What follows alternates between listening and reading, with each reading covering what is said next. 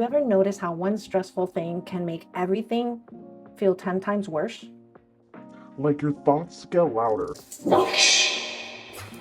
And your emotions get heavier.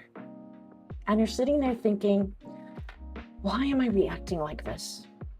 If you live or have lived with PMDD, premenstrual dysphoric disorder, or even a sensitive brain, this isn't random.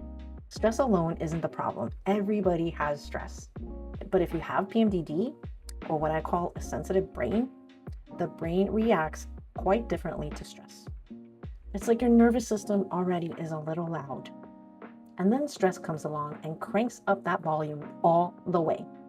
So it's not, I can't handle the stress. It's my brain processes stress differently. So what's going on behind the scenes? Your brain is already sensitive to hormonal fluctuations. The basic definition for PMDD, premenstrual dysphoric disorder, is a severe brain sensitivity to hormonal fluctuations, hormonal shifts, hormonal ups and downs. That means your emotions are quicker, your reactions are faster, and your ability to brush things off are quite low during those certain times.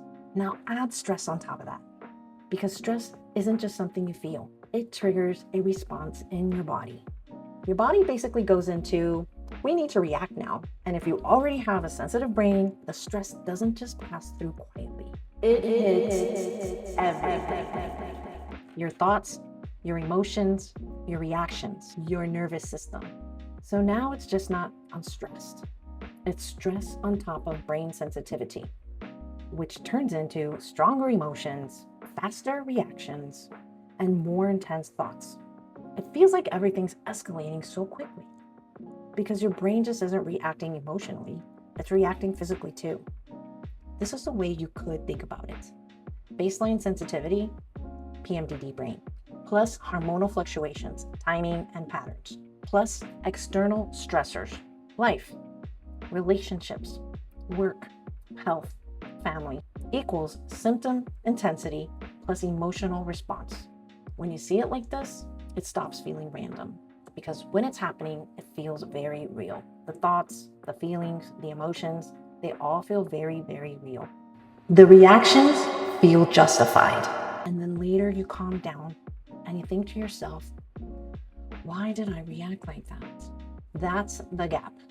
That's not you being inconsistent. That's the difference between your regulated brain and your stressed, sensitive brain. Two completely different experiences. Here's an example of how stress impacted me mentally today. I'm post-PMDD, postmenopausal now, but I still have been having symptoms. So I started tracking again pretty tightly for the last 4 months, and I started seeing a pattern. The last week of every month, I start feeling fatigued, over-emotional, oversensitive, hungry, irritable, less patient, and I want to be in isolation. Irritable, did I say that? Had a doctor's appointment today. I knew I was in the sensitive window. I took time off from work, I rearranged my schedule, and I showed up, and I was prepared. But when I got there, the reception told me there was a scheduling issue. They weren't sure if I could be seen or not. So I had to wait there for them to figure it out, in a room full of other people waiting to see the doctor. I could feel my anxiety start rising through my body. I started feeling aggravated, and I hadn't taken my blood pressure medication. I was so focused on getting to the appointment. So my body was already off, I wasn't feeling well, and the stress was starting to hit. I started tearing up. I was looking at the receptionist like, what now? But even knowing that I could be triggered because it was a sensitive week, I couldn't stop the feelings. Why am I having it now? That's for another video. I started feeling overwhelmed. My thoughts started getting louder. Instead of my brain seeing it was just a scheduling issue, I just couldn't stop tearing up. I ended up saying I'll have to reschedule, and I left. It started personalizing everything. And once I started having those thoughts, I just couldn't turn it off. Old behavior. She had to come after me because I left my ID and my insurance card. But I was already a hot mess in the hallway, crying a little bit more. My face was flushed. When she walked up to me, I apologized and I told her I'm so sorry. I've just had this kind of problem before with your office, which I did. She said, I understand. She ended up telling me I could be seen, and once I started talking to the doctor, I calmed down and I felt better, but I was a completely different person. That shift right there, that's what I mean when I say stress plus brain sensitivity equals amplified reaction. The situation didn't change that much, but my state of mind did. And if I didn't understand my patterns and talk myself down when I left, it probably would have gone further. But those are the old days. Now I see it coming. That's what I call tracking your patterns.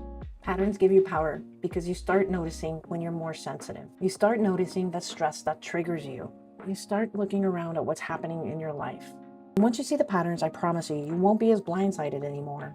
It doesn't fix everything overnight, but it changes the thinking from what's wrong with me to this is what my brain does under these conditions. This isn't something to fix. I say it all the time. It's something to learn.